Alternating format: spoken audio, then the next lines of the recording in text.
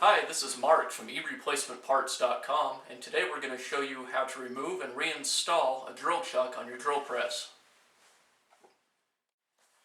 There are several reasons you may need to remove and replace the chuck on your drill press. Some of those reasons might be a bent spindle on your drill press or the taper on your chuck. Maybe you've damaged the chuck or the chuck's become dirty and will no longer adjust. Or sometimes the chuck will just fall out on its own. And we're going to show you how to take care of those problems now. The first method to remove the chuck we're going to show you is using the drill chuck removal tool. This tool goes into this slot here on the spindle. If I move the chuck, you can see inside there's a second little slot right on the spindle itself.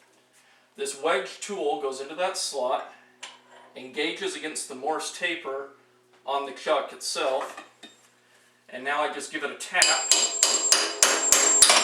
and the chuck falls out of the press, and at that point it's removed and we can go ahead and clean it for reinstallation. Another method to remove the chuck is to use just a simple piece of hardwood. In this case I've got a piece of oak. It's about 1 inch wide, about 3/4 of an inch thick, and maybe 10 or 12 inches long. And to do this I just take the hardwood, place it up on the ledge of the chuck, and then strike the other end with a hammer, and the chuck will fall right out. Just like that.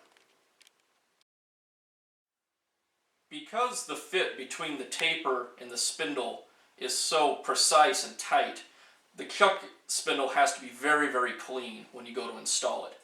If your chuck had just fallen out of your press, the reason for that is it was probably dirty, either with dirt or sawdust, or an excessive amount of grease. So before we reinstall the chuck, you want to go ahead and clean that grease off.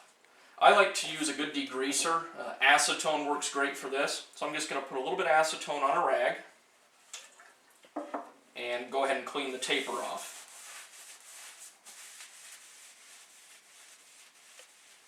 And you can see how it was pretty dirty. I want to use the same rag now and clean the spindle on the drill press.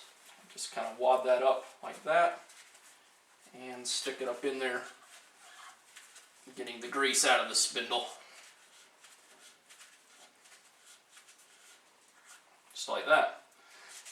Acetone flashes or dries pretty quickly, so we don't need to wait long to go ahead and reinstall the chuck. To install the chuck back into the press,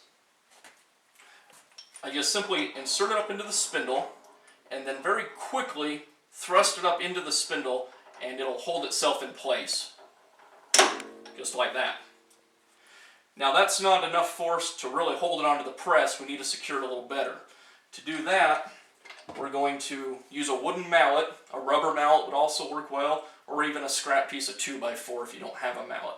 We're going to use this to strike the chuck very sharply and quickly, and that'll hold it in place.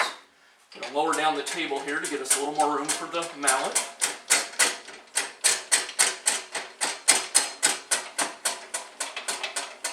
That ought to be good. I've got the jaws extended out from the chuck. Just to protect those when we strike it, I'm going to pull them up into the chuck, so I'm hitting the body of the chuck and not the jaws. And now with the mallet, we'll strike it, like I say, very hard and fast. And that should do it. With that, your drill chuck is reinstalled on your drill press, and you should be ready to go for drilling holes.